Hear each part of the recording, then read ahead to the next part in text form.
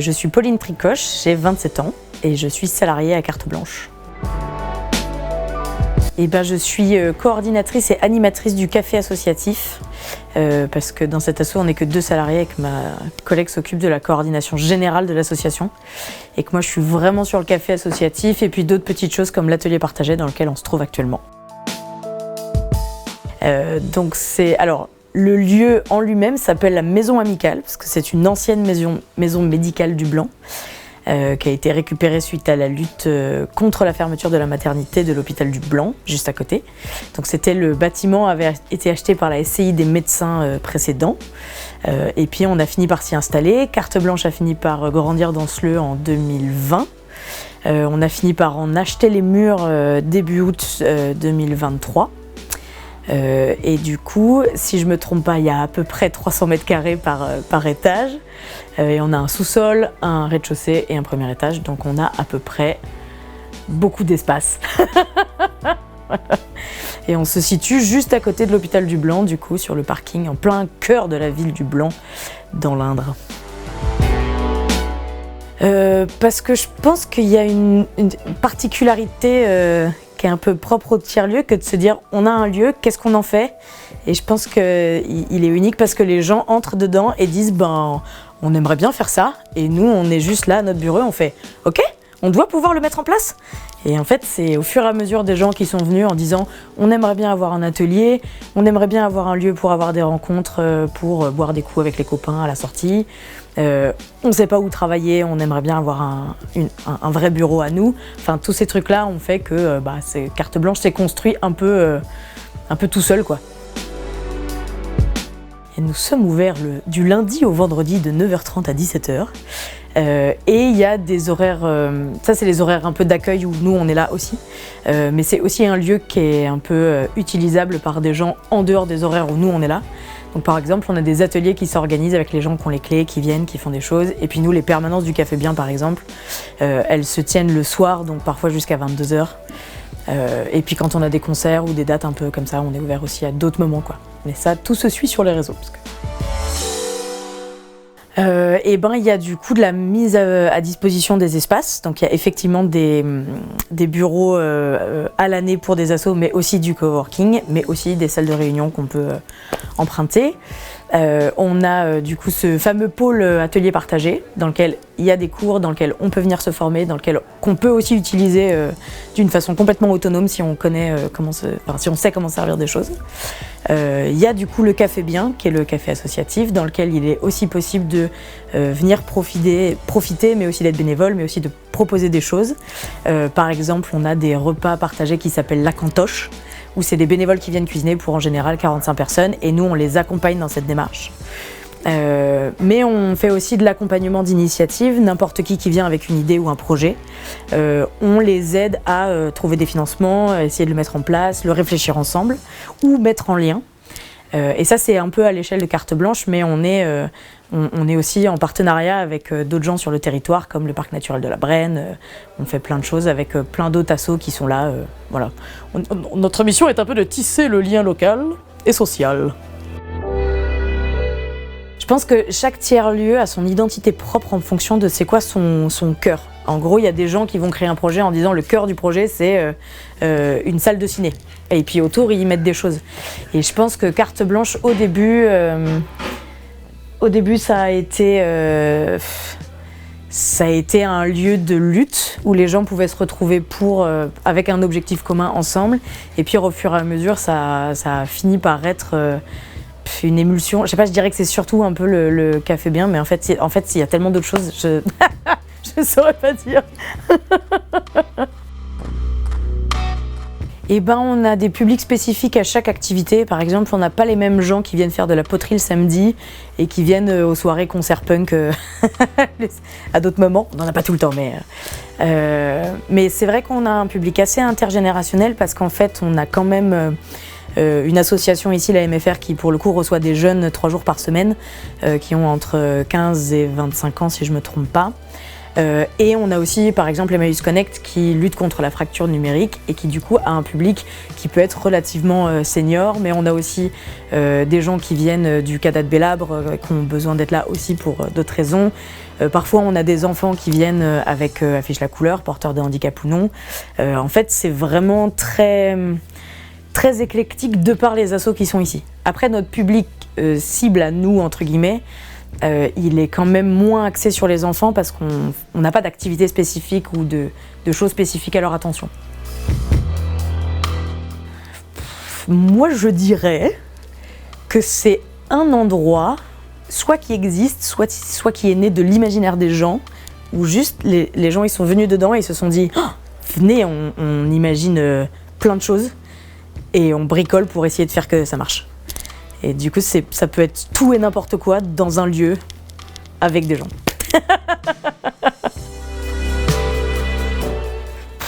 Non, là pour le coup, je crois que le terme tiers-lieu est pas mal utilisé parce que... Enfin, c'est pas ce que je veux dire, c'est qu'on n'est pas particuliirement un Fab Lab, par exemple. On n'est pas particulièrement... Il n'y a pas un bout de carte blanche qui ressort plus que les autres. Du coup, maison amicale, j'aime bien parce que c'est plutôt... Ouais, c'est une maison des possibles, quoi. Une maison des rencontres. Et ben, carte blanche, il y a un conseil d'administration d'une petite vingtaine de personnes. Je crois qu'ils sont 17. Plus un bureau qui est composé de 6 personnes. Et 2 salariés, du coup ma collègue et moi. Et donc même si le CA et le bureau, on va vraiment les voir pour tout ce qui est décision principale et majeure, on est quand même pas mal autonome sur ce qui se passe ici, mais que ce soit juste en termes d'activité, de ce qu'on fait, de ce qu'on... Voilà. Et après, tout ce qui vraiment est de l'avenir de l'association, par exemple les travaux du bâtiment, ce genre de choses, dès qu'il s'agit de bouger des grosses sommes sur des comptes parce qu'il faut qu'on fasse des choses sur le bâtiment, et ben là, d'un coup, toute la gérance, elle revient d'abord sur le bureau en petits groupes pour faire de la réflexion cérébrale à 6 personnes, parce que c'est vachement plus simple que de s'y mettre à 35. Et puis une fois qu'on a défini un plan d'attaque, on le présente au conseil d'administration. Et si jamais il est bon, on s'arrête là, et s'il faut en rediscuter, on repart sur des réunions plus petites. Non, ça vient plutôt de nous, ça vient plus... C'est mitigé en fait, ça dépend vraiment des sujets. Il y a des sujets où c'est obligé que ça vienne du bureau ou du CA, parce que c'est des choses absolument nécessaires à faire. Et après, tout ce qui est de l'ordre de qu'est-ce qu'on fait ici, les activités, qu'est-ce qu'on pourrait faire en plus, qu'est-ce qu'on pourrait arrêter, tous ces trucs-là, ça vient de nous. Mais au final, c'est vraiment très mélangé parce que le CA et le bureau, c'est pas comme si c'était des entités supérieures inconnues. C'est des potes avant d'être des collègues. Du coup, c'est vraiment assez chill. Et ben, en cas de conflit, on prône beaucoup la communication. Donc on essaye de comprendre à quel moment ça a foiré et comment on fait pour continuer d'avancer ensemble. Donc il y a des moments où on prend le temps de démêler les émotions de chacun, qu'est-ce qu'on ressent, comment on fait pour plus se sentir comme ça et comment on fait pour bosser ensemble. C'est une très bonne question. Il y a beaucoup de subventions. Alors si je me trompe pas, il y a de la région, il y a du PNR, il y avait de l'Europe pendant un temps. Il y a vraiment plein de bouts de financement mis ensemble pour faire et nos salaires et du fonctionnement et de plein de choses. Et nous, on essaye de faire plein de financements, on essaye d'aller vers l'autofinancement, notamment avec les foyers des assos qui sont là, les loyers des assos qui sont là à l'année, mais aussi les cours d'art par exemple, ça nous est très utile pour faire fonctionner l'atelier. Et puis le café bien ramène quand même un peu, même si on s'en sert plus pour faire fonctionner le café en lui-même, faire venir des groupes, tous ces trucs-là. Et après tout le reste des subventions, vraiment je ne sais pas du tout. Ouais, et ben ça dépend du service, mais disons qu'on essaye toujours de fonctionner avec 3 tarifs. Ça fonctionne pour les loyers, mais ça fonctionne aussi pour les repas de coworking, les repas de la cantoche de bénévoles. Donc le but c'est d'avoir un tarif classique à peu près normal, quoi, classique. Et pour permettre à des gens qui ont moins de moyens, on a un tarif en dessous. Et pour permettre de compenser ce tarif un peu plus bas, on met un tarif plus haut pour les gens qui aimeraient du coup... c'est ça. Mais en fait, ça ne veut pas dire que parce qu'un jour on a pris le tarif au-dessus, on doit tout le temps payer au-dessus. Et parce qu'on a pris le tarif en dessous, qu'on ne peut pas aussi... En fait, c'est chacun choisit. Et souvent, on s'en sort très bien avec ça. Et ça permet aussi à tout le monde de trouver une place. Et si jamais c'est trop compliqué, on est aussi ouvert à en parler avec les gens, à trouver une solution, à s'arranger ensemble parce que c'est aussi ça qui fait que ça fonctionne. Et puis on a pas mal de choses qui sont gratuites aussi. Par exemple, les soirées qui se passent au Café Bien, les concerts, on ne fait pas payer les entrées. Par contre, pour consommer de l'alcool au bar, il faut prendre une adhésion parce que ça c'est pour le côté légal parce qu'on n'a pas de licence. Mais du coup, on garde quand même, on essaye de pas monter le prix de nos boissons, de nos consos ou de nos planches parce que ça nous importe aussi, quoi. C'est pas indécent. J'étais payée. Alors nous, on est en plus rattaché à la convention Éclat. Du coup, j'étais payée 1580 l'année dernière et on a eu une rehausse une revalorisation des salaires de 100 €. Donc je suis payée environ 1600 quelque chose. Eh ben, plein de choses en fait, je crois, parce que je suis arrivée en Indre dans la maison d'enfance de mon papa il y a 3 ans, en plein Covid. Donc la seule sociabilité que j'ai trouvée, c'était vraiment des workawayers qui sont des bénévoles internationaux qui venaient chez moi. Donc vraiment, j'allais les chercher au blanc pour les ramener chez moi. Et je rencontrais personne parce qu'il y avait vraiment personne dans les environs. C'était absolument merveilleux. Et au bout d'1 an, quand ça a commencé à se débloquer, j'ai un ami qui m'a dit « Viens, on va au café, au bar associatif qui est au Blanc ». Et moi, je me suis dit « Quoi ? Il y a un bar associatif au Blanc ?» Et en fait, premier soir, j'arrive, c'est une soirée théâtre et je rencontre des gens absolument... merveilleux derrière le bar et je me dis j'ai envie d'être leur copain et j'ai envie d'être bénévole et j'ai envie de m'impliquer ici genre pour toujours. Et au bout de 6 mois j'ai rejoint le CA, enfin j'ai été bénévole longtemps puis au bout de 6 mois j'ai rejoint le CA et puis je réfléchissais à peut-être encore m'impliquer plus au moment où la collègue précédente qui avait mon poste a arrêté son contrat et donc on m'a proposé de reprendre la suite. Et du coup, je me suis dit, ok, mais je suis pas du tout formée pour ça. Mais il y a vraiment un truc de confiance et de proposition et de relation ici qui est vraiment cool. Donc on m'a laissé une chance sur un poste que j'aurais pas pu avoir du tout.